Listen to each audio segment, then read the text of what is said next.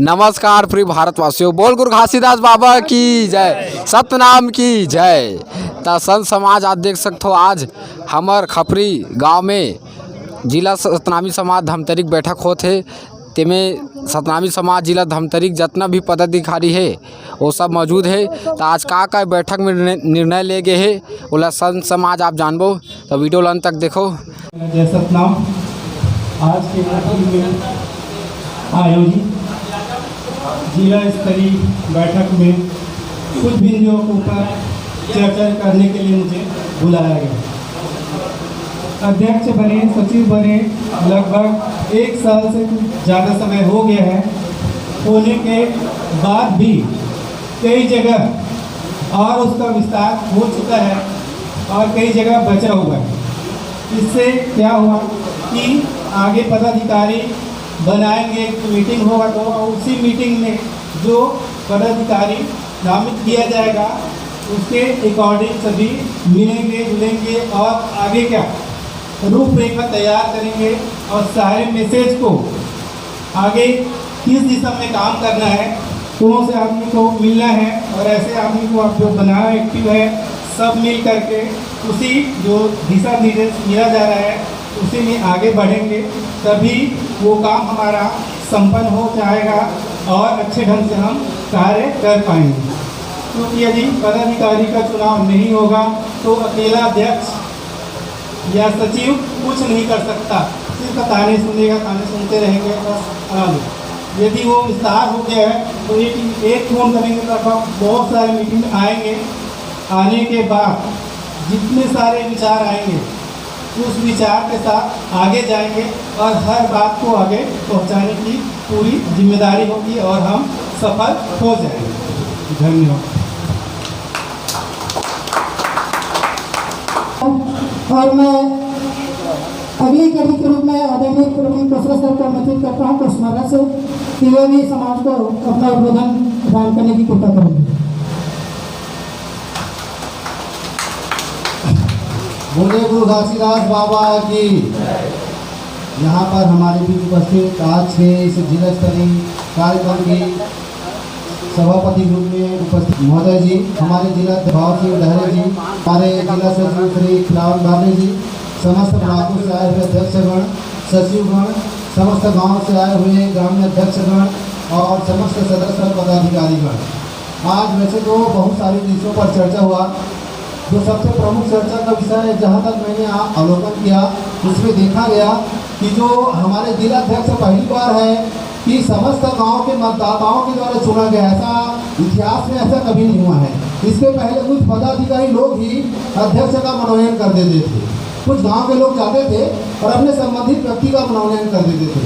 लेकिन ये पहली बार हुआ है कि लोकतांत्रिक तरीके से हमारे अध्यक्ष और सचिव जितने पदाधिकारी हैं सबका लोकतांत्रिक तरीके से बहुमत के द्वारा चयन किया गया है और उन सबका कार्यकाल 3 वर्ष निर्धारित किया गया है। तो हम सबकी निष्ठा जो है हमारे चुने हुए प्रतिनिधियों पर होनी चाहिए। जो स्वयंभू अपने आप को जो बना लिए हैं ऐसे लोगों का हमको पुरजोर विरोध करना चाहिए।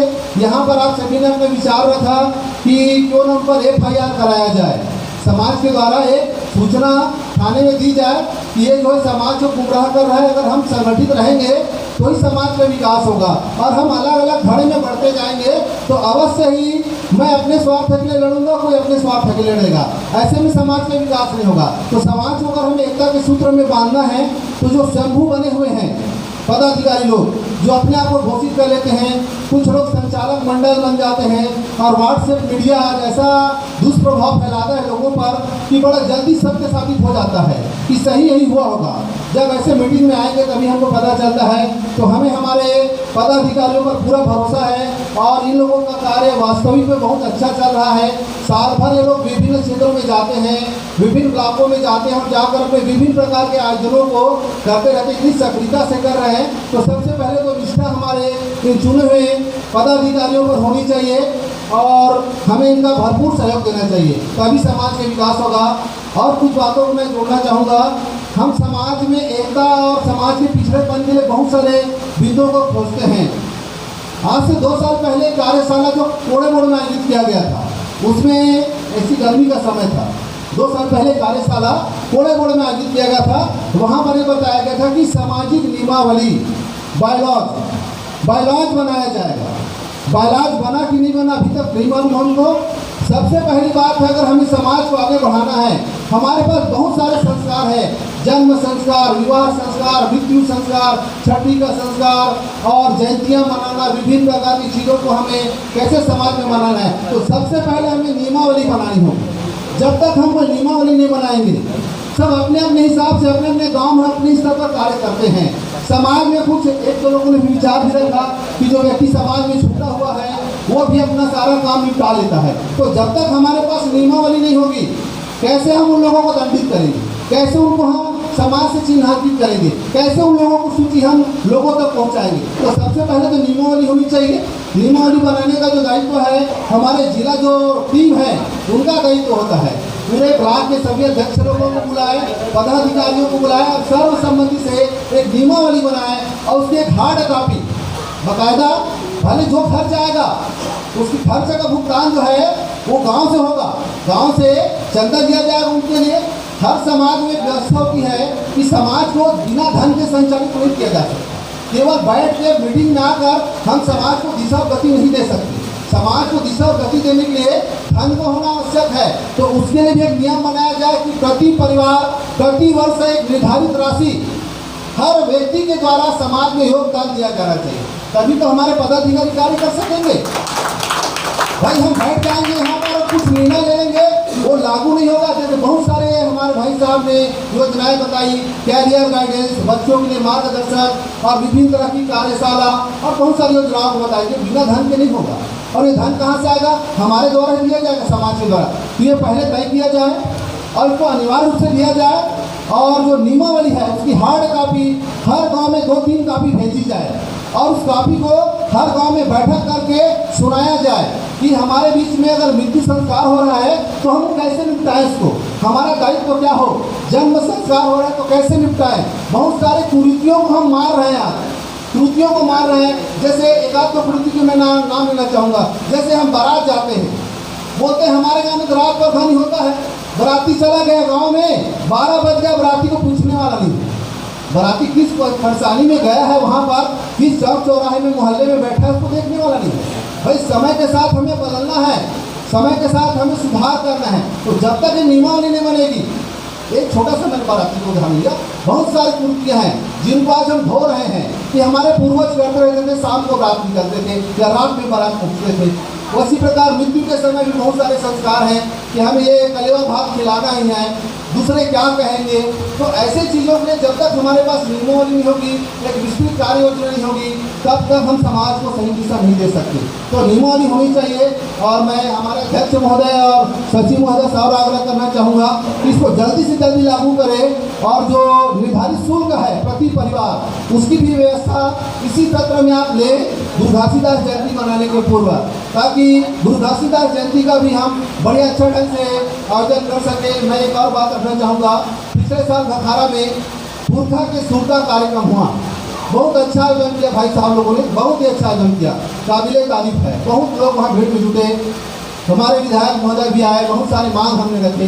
शायद उन मांगों पर हमको नहीं लगता कि कार्य इम्प्लीमेंट हुआ होगा, एक भी मांग नहीं लागू हुआ हमारे लिए, केवल हमने भीड़ जुटाने का काम किया। वहाँ पर हमको समाज को पुरखा के सुरता में अच्छा बात है, हमने मिनी माता को, नकुल देव ढीठी को हमने याद किया, लेकिन उसके बदले में हमको समाज को कोई रिटर्न नहीं मिला।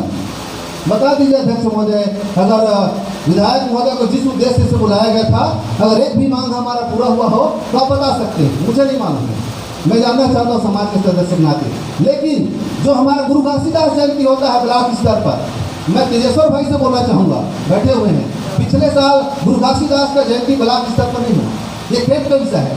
जब उतना बड़ा हम कार्यक्रम पुरखा के सुरता को मना सकते हैं जिसका खर्च हजारों रुपये में है, लेकिन जो मूल हमारा स्रोत है बाबा जी, उसकी जयंती हम ब्लॉक स्तर पर नहीं मना सकते। क्यों? क्योंकि हम संगठित नहीं हैं, हम में वो ताकत नहीं है, क्योंकि हमने नियम को माना नहीं है, उन बिंदुओं को माना नहीं है, केवल आ जाते हैं बैठक में हम और आप सुनकर चले जाते हैं। तो भाई हमको लागू करवाना है, सबको समाज को जोड़ना है। समाज की एकता बोलते हैं कि हम समाज में क्यों पीछे हुए हैं, क्योंकि हमारे बहुत से ऐसे कार्य हैं जो अन्य समाज की तुलना में हम पीछे हैं। इस कारण से हम उनके सामने सम्मान के नज़र में हम नहीं आ पाते। सम्मान में आने के लिए पहले आपको अपने आप को काबिल बनाइए, बराबरी में लाइए, अपनी योग्यता दर्शाइए, उसके बाद आपको सम्मान जरूर मिलेगा। तो सम्मान अगर पाना है तो हमें काबिल बनना है, और काबिल बनने के लिए हमें सुधार की आवश्यकता है, और ये सुधार होना चाहिए। समाज के द्वारा सुधार की आवश्यकता है ना। बहुत सारे निर्णय हम लेंगे और बहुत सारे और नए नए बिंदुओं को भाई साहब ने रखा। कैरियर मार्गदर्शक के बारे में भी कहा, साथ ही साथ जो हमारे होनहार विद्यार्थी उनके बारे में कहा। तो आप सबसे अपील करना चाहूँगा मैं, हर गांव के पदाधिकारियों का दायित्व होता है कि अपने गांव में 10वीं 12वीं के विद्यार्थी 80% ऊपर ना हैं, उनकी सूची शीघ्र देवें, ताकि इसका आयोजन एक जिला स्तरीय कार्यक्रम करके उनको सम्मानित किया जाए। और जो बच्चे ड्रॉप आउट हुए हैं या सप्लीमेंटियाँ हैं, उन बच्चों को भी हमें प्रोत्साहन देना चाहिए, क्योंकि विद्यार्थियों में जो प्रतिभा है केवल पढ़ाई में प्रतिभा ऐसा नहीं है। कोई खेल में अच्छा हो सकता है, कोई गीत संगीत में अच्छा हो सकता है, कोई सैनिक बन सकता है, कोई अन्य कार्य कर सकता है, तो किसान बन सकता है। किसान भी ग्रामीण है, किसान को होना भी जरूरी देश में, एक मजदूर का होना भी जरूरी है, तभी तो देश का निर्माण होगा। हम चाहेंगे कि हमारे सारे बच्चे डॉक्टर इंजीनियर बन जाएँ, ये संभव नहीं है डॉक्टर इंजीनियर सभी बच्चे बन जाएँ। तो उन बच्चों को जो उसमें प्रतिभा है, जो उसमें क्षमता है, उसके आधार पर उनको आगे बढ़ाएं। ऐसा नहीं कि आप मेरिट में ही आए, ऐसा हमें प्रेशर नहीं देना चाहिए बच्चों को, क्योंकि सभी बच्चों की बुद्धि लब्धि जो होती है, उनकी जो क्षमता होती है, बौद्धिक क्षमता, वो सबकी अलग अलग होती है, और जो जिस योग्य है उसके लिए हम उसको प्रोत्साहन देना चाहिए। और बहुत सारी बातें हैं और समय कम है, आगे भविष्य में और जब भी मौका मिलेगा इन विषयों पर चर्चा करेंगे। आप सभी ने मुझे सुना, इसके लिए धन्यवाद। चलो, बहुत बहुत धन्यवाद आदरणीय खोसला सर, आपने बहुत ही संक्षिप्त उद्बोधन में समाज में अपनी बात को रखा है। और वास्तव में जो चुनाव हुआ था जिला में सतनामी समाज का एक ऐसा चुनाव था जिसे लोग तांत्रिक से प्रत्येक गांव से मतदाता जाकर चुनाव किए थे, और इस चुनाव में बहुत घामाघामी भी था, बहुत सारी चीज़ों का आलोचना भी हमको झेलना पड़ा था। उसके बावजूद भी हम उस कार्य को जी जान से लगाकर सफल हुए थे, और जिला अध्यक्ष आदरणीय भाषण धारे जी को पूरे समाज में जिला अध्यक्ष के रूप में स्वीकारा था। और इनके कार्य को 1 साल नहीं हुए हैं, और कुछ असामाजिक तत्वों के लोगों के द्वारा मुझे ऐसे बोलने पर जरा भी संकोच नहीं है कि जिन्होंने समाज को बांटने के लिए अपने कार्य को कर रहे हैं। अगर आपको सामाजिक विकास की काम करना है, अगर आपको जनहित की काम करना है, तो आप जिला अध्यक्ष ना लिखें, एक समाज के नाते आप करिए, आपको कोई नहीं रोकेगा। क्या आप जिला अध्यक्ष लिखेंगे तभी समाज का आप काम करेंगे क्या? मैं आदरणीय कपिल दसवारे जी के यहाँ उनके निवास पर 3 घंटा चर्चा किया था। मैं निमंत्रण भी दिया था इस बैठक में आने के लिए, पर उसने अपने ससुराल जाने की बात मुझे बोली थी, और बैठक में ना रहूँगा ऐसा मुझे जानकारी दिया गया था। और संक्षिप्त में उसमें सामाजिक चर्चा उनके साथ 3 घंटा मैंने किया था। मैं उनको अभी भी बोला था कि अगर आप जिला सचिव के रूप में आप समाज में नामांकन दाखिल किए थे, आप जिला सचिव में आप तीसरे नंबर पर थे, आपने दूसरे नंबर पर भी समाज में लीड नहीं कर पाए, और जिला सचिव के पद आप हार गए, और ऐसे हारे गए प्रत्याशी को समाज जिला अध्यक्ष के रूप में आप कितने लोग स्वीकारते हैं कि अपना हाथ उठाकर बताइएगा? अगर आप कपिल दसवारे को जिला अध्यक्ष स्वीकारते हैं तो अपना हाथ उठा दीजिएगा। बहुत बहुत धन्यवाद। और आदरणीय भाषण धारे को आप कितने लोग जिला अध्यक्ष मानते हैं, जिनको लोग तांत्रिक से जुड़े हैं, आप अपना हाथ उठाकर समर्थन देंगे? मैं भी अपने जिला अध्यक्ष मानता हूँ, मेरे बड़े। तो बहुत बहुत धन्यवाद। एक जोरदार ताली उनके लिए होनी चाहिए। और मैं अगले